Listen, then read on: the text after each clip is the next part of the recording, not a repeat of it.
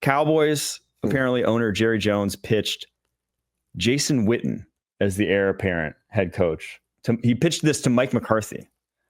This worked out so well for ESPN when they made Jason Witten their Monday Night Football guy that as the heir apparent to McCarthy when he retires. He pitched like his own Gerard Mayo. Yeah. Saw how well that worked out. Didn't he just watch that movie?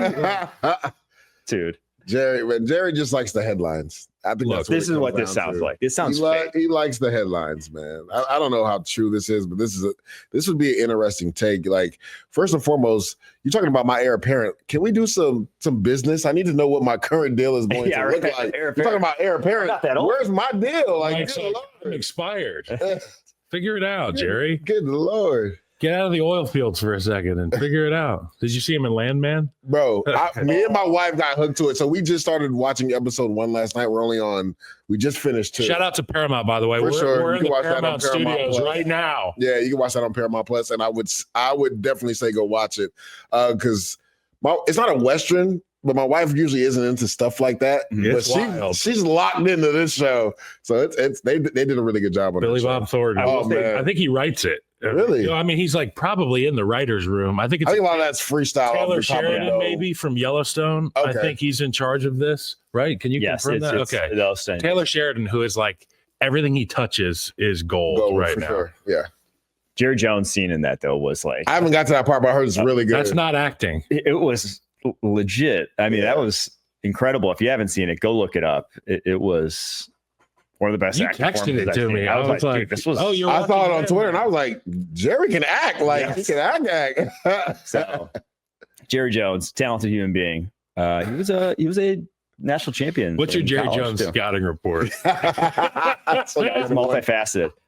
The other thing, though, coming out of Dallas, because if one headline wasn't enough, you have Troy Aikman saying there's not a real plan. And this is not a desirable job. Not a coveted job. He goes, coveted job. Because he was SVP. He had him on Monday Night Football. Yeah. You know, Joe and Troy go to the desk. SVP was like, one of the most coveted jobs. He's like, I'm going to have to stop you there. I'm going to have to disagree with you. And then he walked it backwards.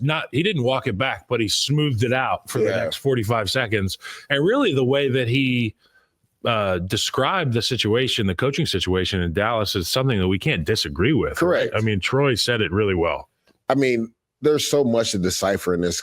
One, we know Jerry's word is final there. So coming in as a head coach, you kind of already have that in the back of your head. Like, is there going to be tension if I disagree with the owner / GM? Yep. Right? You have to put that in its own box. You've got to chaperone. Correct. And then 2, like, what is the plan? You had a coach that had 3 consecutive years of 12 wins or more.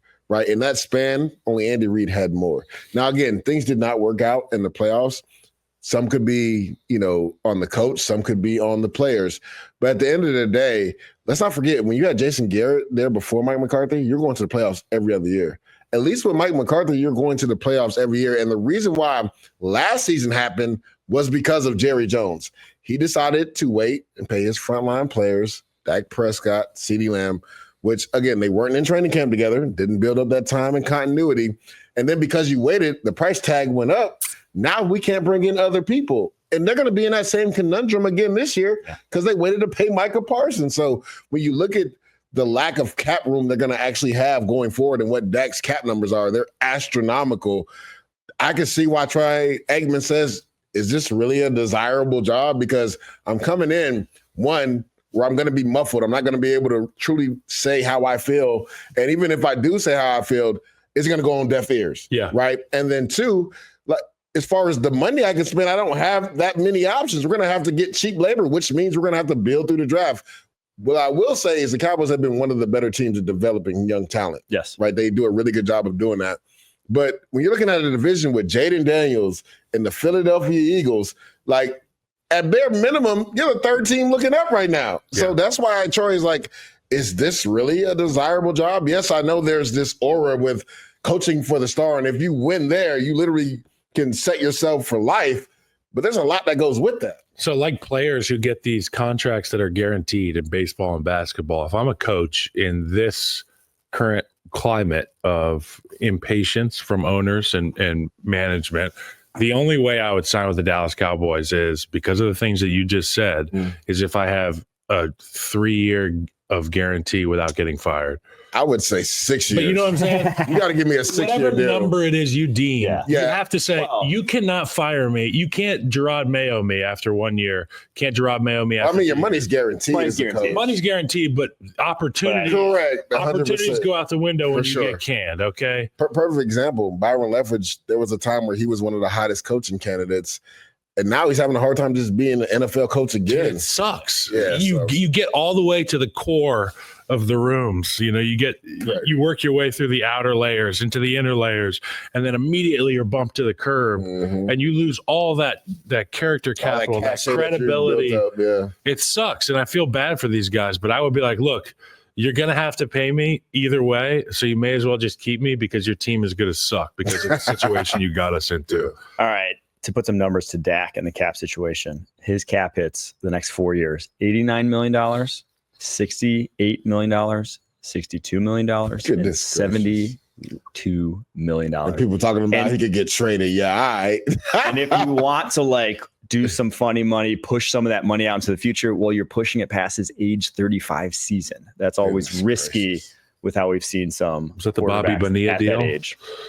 Especially given Dak's injury history at this point. He's had a few major injuries, unfortunately. So I think that's why Troy Aikman's it's going to be tough. It's just objectively, when you're paying this guy more than pretty much any other quarterbacks getting paid in the NFL in terms of just pure cap hits, because you wanted to keep his hits so low early on because you thought you had this window, that you're just going to have to build a perfect roster around him. And more often than not, that's difficult to sustain. Shout out to Joe and Troy for being honest, or at least Troy. I love that. At least Troy. Getting on that desk and just saying, keep it real out there. Hey, SVP, man. I hate to stop you, but I disagree with you. And Is there's nobody really who knows desirable? It better than me. Quick mailbag question so we don't have to harp on the Cowboys all show long. This one comes from Caleb Queen. He said, you have to put your life savings on the Cowboys' next head coach.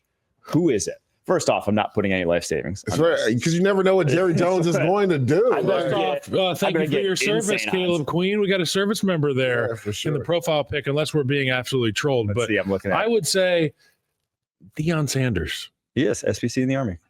Deion Sanders, because Jerry Jones clearly wants one thing, and that's to sell tickets. And he would definitely do that with that. You know what I'm saying? You'll put asses in seats. That for sure.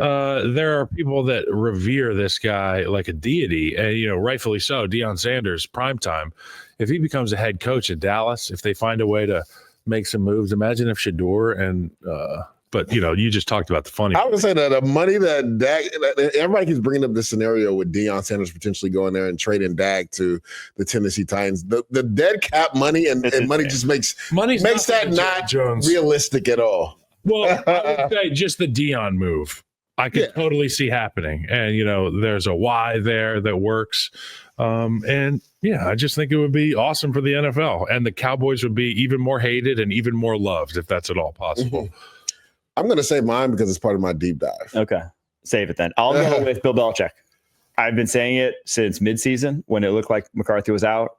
I just think Jerry wants his brand to ever be entangled with the best head coach of all time, right? Just I think you'll pay for it. I know it's not that bad. I think it's maybe 10 mil to break that. I think it's 1 mil before June 1 and 10 mil after that. And I think Belichick would have serious interest. I know the college thing's like a new fun challenge for him, but this guy wants the freaking record, man. Yeah. Talk about competitive spirit. That guy. I think he's going to do UNC for a year. I think just because he's committed so much to UNC, 400-page document in regards to what the day-to-day is going to look like. It sounds from everything that I've seen in interviews that he's done that he's committed to staying at North Carolina. But again, coaching for the star could maybe change his mindset. But to Troy Aikman's point of view, isn't that desirable? Here's why I don't think it'll be Bill Belichick. Number one, because he committed to the UNC thing.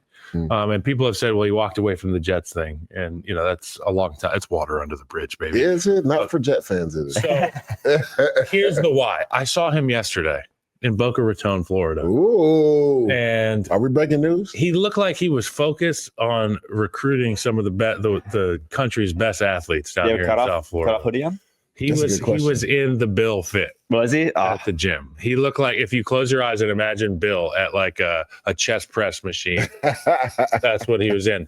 And I didn't bother him. Yeah. But I was like, I'm not going to bother him just so I could talk about this on the pod. But I would imagine he's recruiting. He's recruiting hard. He wants to make a statement at UNC. He wants to turn that into a powerhouse very quickly. The same Jim Harbaugh effect we saw for the Chargers, getting them into the playoffs. He wants to have that impact at UNC, and that is going to be part of his resume for moving forward. People say he couldn't win without Tom.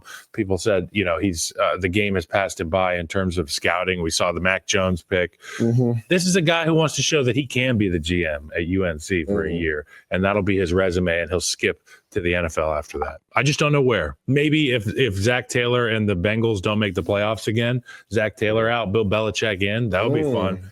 Joe Burrow and Bill Belichick, come on.